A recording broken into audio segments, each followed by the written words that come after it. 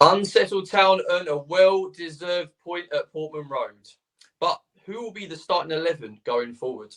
Welcome back to Where the Town Walk with myself, Luke, and today we've got Rhys, Richard and Ian talking all things Ipswich Town. So, Ian, first of all, nice to be back at Portman Road. Sun was shining. It was, yeah, it's great. I mean, and I was worried, the pitch just may have suffered from the Ed Sheeran concerts, but it looked great. It looked really great. I mean, just 12 o'clock I hate 12 o'clock kickoffs. You're hungry. And I feel sorry for the away fans who've got to travel away as well. But and it means when I get home, I've got no excuse not for doing some jobs. So, Rhys, good game. Would you have taken a point before the game started? Yeah, I would. And I think there's been a lot of sort of negativity about the sort of last 3 games with Bromley. But realistically, we've played the other 2 teams that I think are going to make up the top 3 coming into the season. We've come out of those 2 games without being beaten. And it's still a long way to go, I think, in the transfer market as well. This isn't going to be our final squad come September. I think our starting lineup's going to look a lot different. And there's still so many positives to come out of that game today. Yeah, I completely agree. What about you, Richard? Would you have taken a point before the game? Happy with a point? Yeah, look, I think if you looked at the start of the season, Birmingham away on a Friday, I think everyone would have took a point there. I don't think many teams are going to go there and roll them over. And then, look, Southampton are still a decent side. Are they a little bit ahead of us? Maybe, with their squad-wise. And I thought, today we were probably slightly the better team without really creating loads of chances second half, other than like the one that hit the post. But happy with a point, and a lot. I agree with Rhys. I think if you go on social media, everything's been so negative. And I get it a little bit because obviously transfer activity, we're probably a little bit behind where we want to be. But we're 2 games in. I mean, we all just need to chill out and calm down, don't we? Yeah. I think a lot of the stress coming from the fan base and the sort of nervous energy has been, I think, a lot to do with the transfer window. I think it's been mainly that. I think the Omari situation, which we will get on later in the show, I think all that sort of stuff, I think, has made the fans a little bit edgy. But going back to the game, Ian, I think there was a big contrast between the first half and second half of how we sort of controlled the ball. I think the first half, Southampton, so after our goal, I think Southampton could control, but I think second half we looked a bit brighter, didn't we?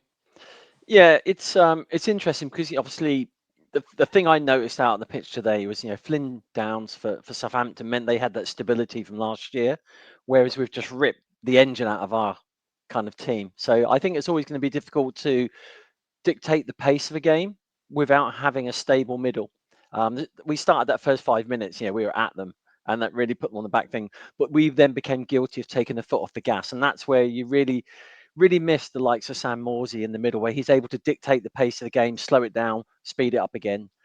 And that will come. I think Matasiwa towards the end, the last 15 minutes, he was looking comfortable. So let's hope it doesn't take 75 minutes at Preston to get into his rhythm, because he looks good when he's going full pace. I think we created probably the more chances, Rhys, out of the 2 teams. Yeah, I think we did. And what we've got to sort of take a step back and realise, we've lost a lot of players this window. Not just the quantity of players that we've lost, but also the quality as well.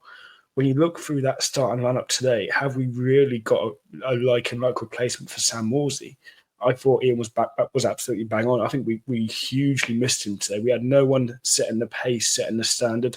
I looked at O'Shea a couple of times, and I'm wanting a bit more. I want him just to start shouting at the rest of the team to get that standard back up again, because it just seemed a little bit too flat at times. And I don't want to be overcritical of today's performance, because we are 2 games in. We are going to bring in a few more players. Kaius is yet to get up to speed.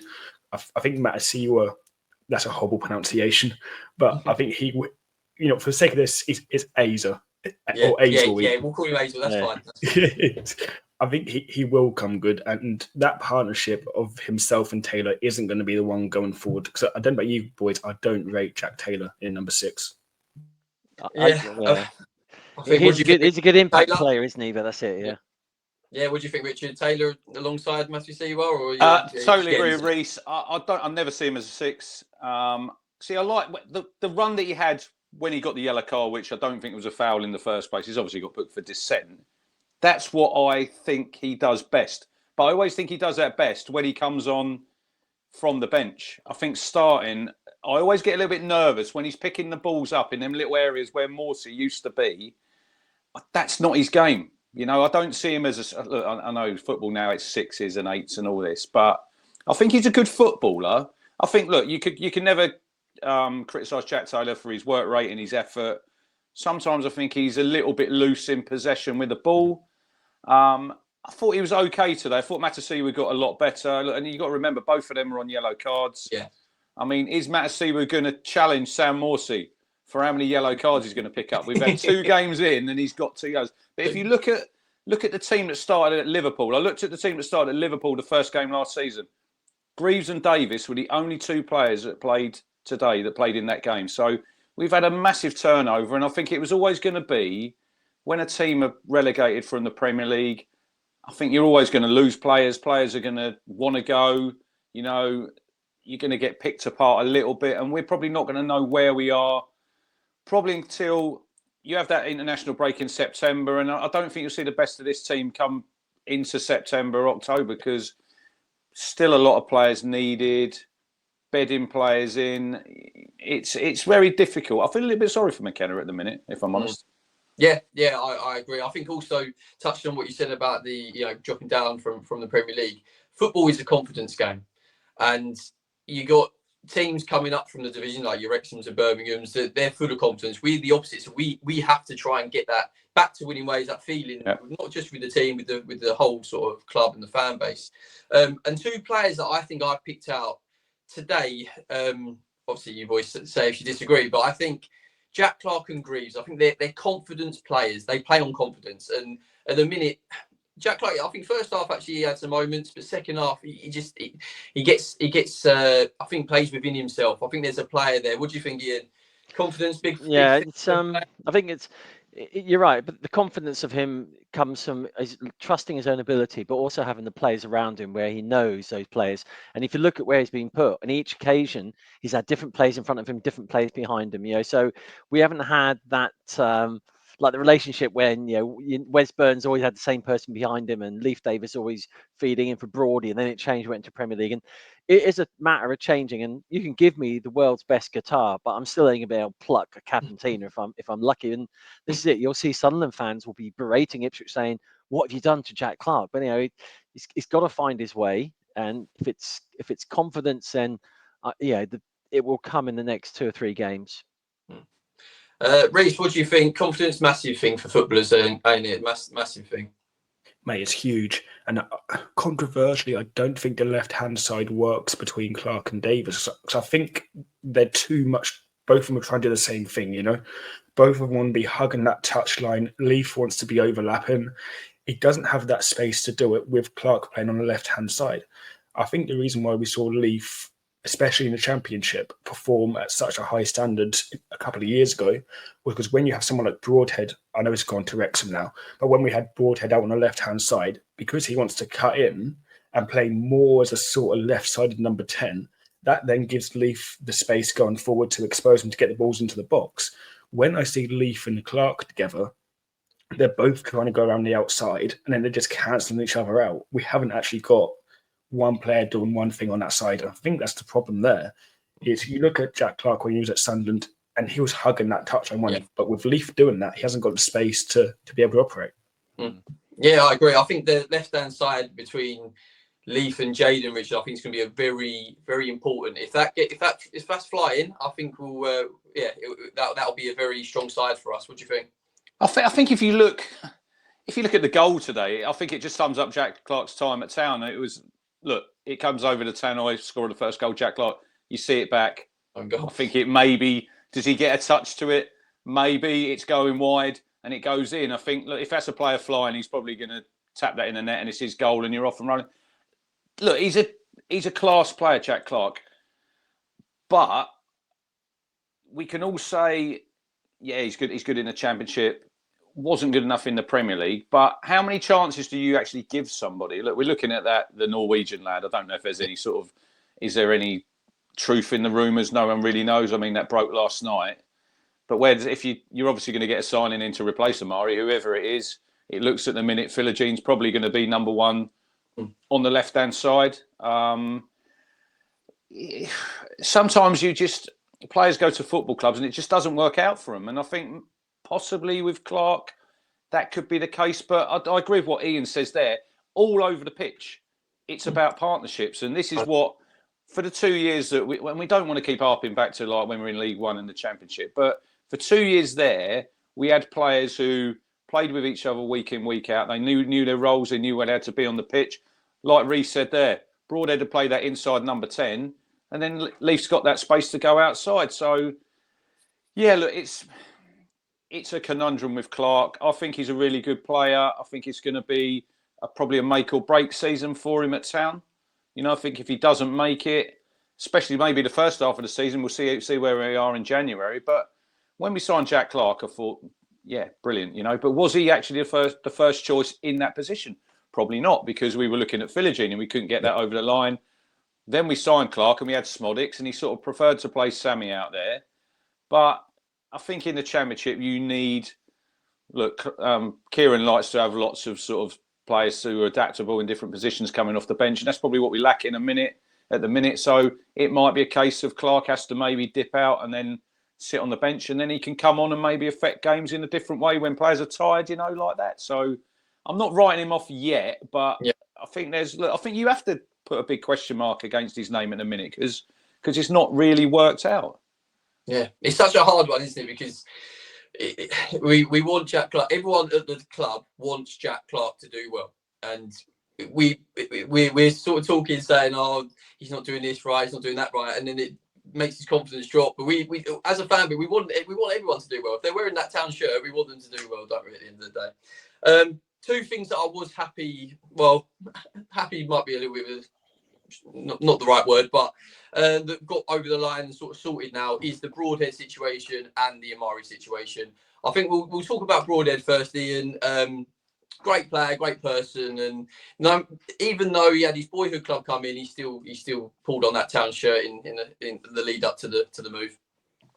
Yeah, I think what's transparent with McKenna, that if there is a move that looks right for a player, he won't stand in the way. You know, I use an example of Leif Davis. I think that if Leif Davis had a standout season last year in the Premier League and Newcastle had come in for him, I would not have seen Ipswich getting away with him going to Newcastle as a club that, you know, he aspires to be at. And I think the same with Broadhead. Broadhead, consummate professional there, still put himself in selection. Is it going to go? Is it not? But, you know, he was willing to play for the club still. And you think about Smodic last year, you know, he took himself out of the Blackburn team, and when the drew on, he ultimately said, "Okay, I'll play," and then he went ahead and scored a couple of goals for him as well. So there is a fine line to, like, you don't want to be as full over like Isaac at Newcastle, but yeah, I think Broadhead, you look at the return on that as well. It's a great return financially. And I think when we got him from Sunderland, there was a lot of question marks over Broadhead's fitness because he had been known to carry a few. And I think midway through the Premier League, he looked like he's got his fitness down really, really good. You know, he shed a few pounds. He looked a lot leaner.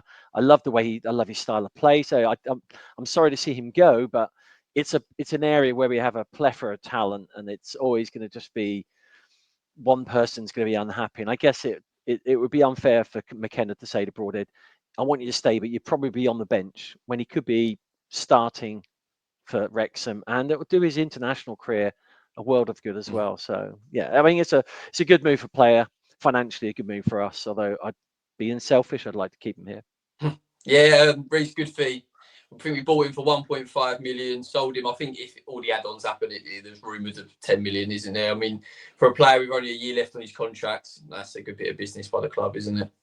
Yeah, look, it's a great piece of business, isn't it? We could have kept him in quite selfishly, and then he goes to Wrexham, let's say, in a year's time. We've made no money on him, we've lost money on him, you know, and then we're all questioning, aren't we? We're probably sitting here in a year's time saying, well, why didn't we try to get a fee for him a year ago? So from a business point of view, it ticks every single box. The reason why I worry about him going is that I don't think we've got another player in the building that actually does or brings to the pitch what Broadhead brought to the pitch every time he came on. He looked such a breath of fresh air. His ball retention, he got the ball down, he knocked it around. I don't see those sort of qualities as of yet in either Philogene or Clark on that left-hand side. So I do worry still. I know we like to have 2 players for each position. You look at the left-hand side and you think you can almost tick that off. But I'm always wanting to bring in one more. Just I don't feel like we've got a Broadhead replacement almost within our ranks, if you sort of catch what I mean. Yeah, no, I completely agree. I think we do all send him, the best going forward at Wrexham. Moving on to Omari. Bloody hell, Richard! What a situation that's turned into, eh, mate? I mean, we wish him the best, but could it have been handled differently? I think when you look at the two, and you look at Broadhead going, and literally no negativity whatsoever. I've not seen a bad comment about him.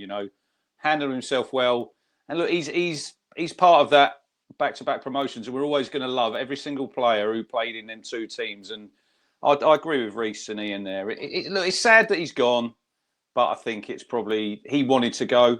He probably wants to play. It's a World Cup year. If Wales get there, he's going to want to be playing football. As for Omari, look, I think it's sad how it ended, because that second season in the Championship, I mean, he was absolutely unplayable. I mean, the whole game, which was, I think we all probably, that was one of the best games that season, the 3-3 away game. Literally, every time he got the ball that night, it looked like he was going to cause absolute chaos, and he scored 2 goals and he could have had more. It's a bit sort of, you look at how these players like Isak, but then you look at Eze today, he's playing for Crystal Palace. He's probably going to move there. He's probably going to go to Spurs. I would just love for Omari just to get his head down. The weird one for me is he comes on for 20 minutes at Colchester.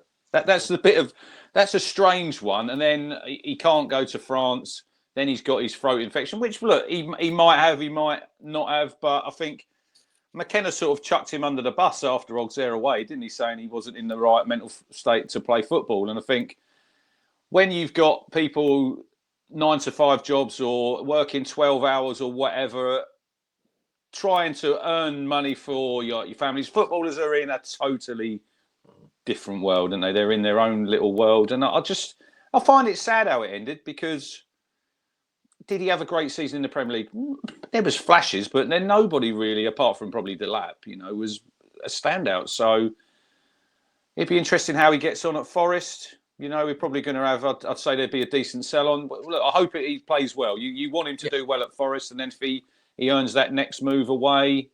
Not sure about the earrings, though. Yeah, it's interesting. I think that if he hadn't had such a successful under-21s tournament, we may not have seen the interest being spiked up. But I think what's also interesting is, people say it's players' power, and it's a player's choice not to play.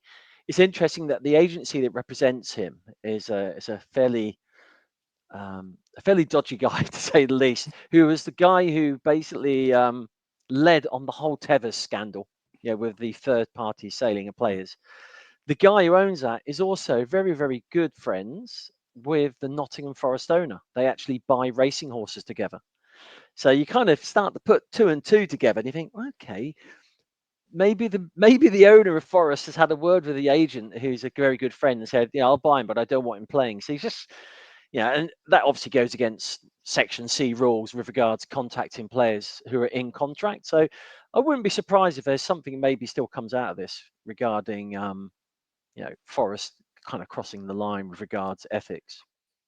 It's a shame, isn't it, when you've got, look, he let the fans down, he let himself down, but I think most of all he let McKenna down, because I remember when we signed him, and I thought the first two or three games, I thought, he's struggled a little bit, and then McKenna's just brought him on so much, and yeah, look, they've probably still got a good relationship. I think Kieran was probably, he can't say probably truly what he feels anyway, can he? He's got to keep it all inside. But I just felt a little bit sorry for Kieran. But modern day football, we just have to reinvest that money back into the team wisely now.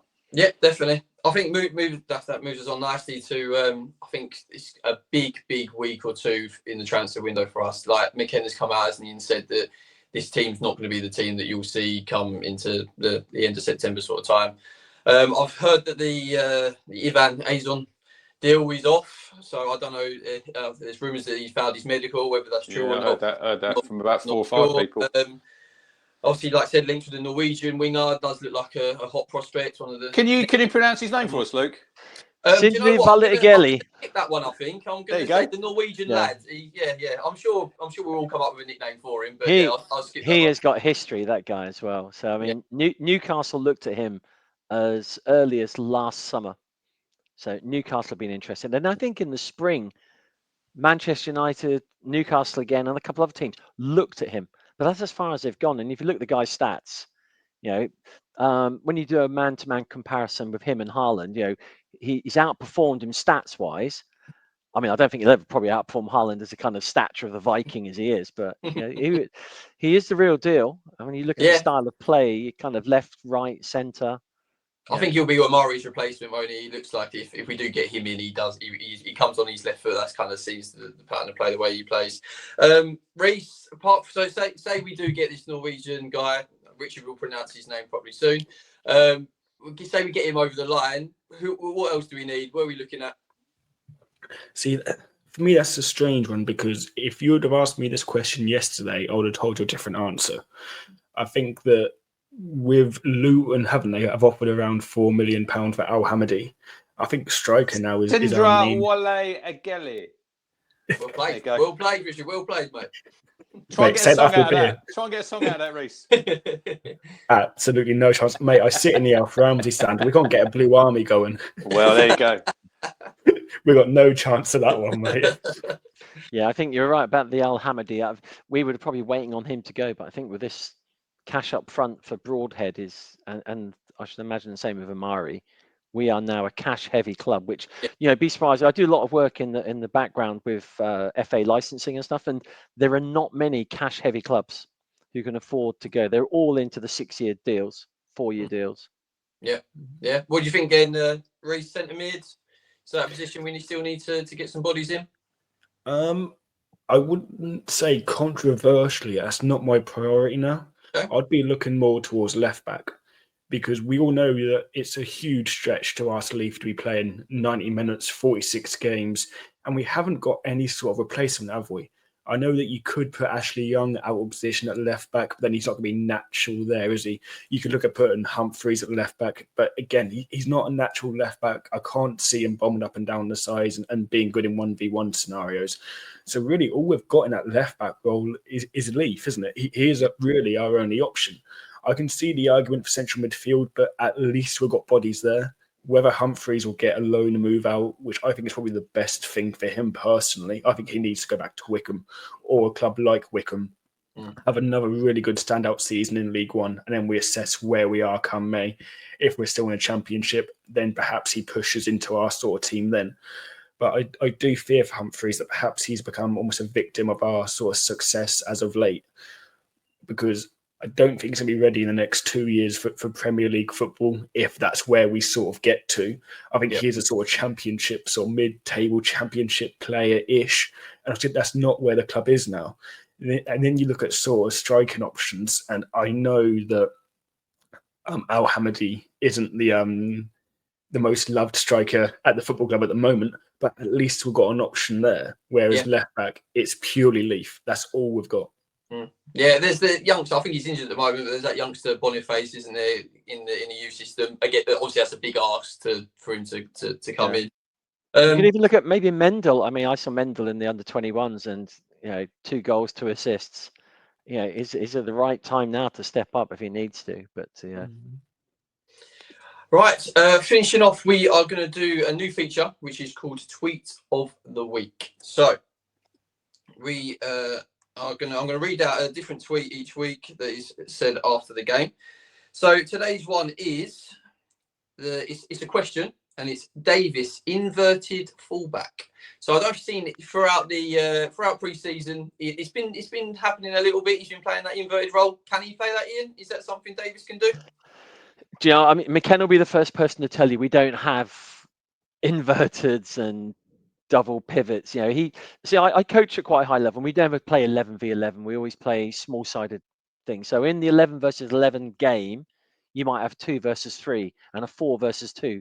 So the inverted fullback, I mean, he can play it, Davis. It just depends whether Kieran's going to stick with 2 centre-backs, or like we saw over the last 2 years occasionally dropped to this 3 centre backs or 2 wing backs, and that's the difference in our back line compared to the front line. The front line have asked for one thing, attack, create, and score.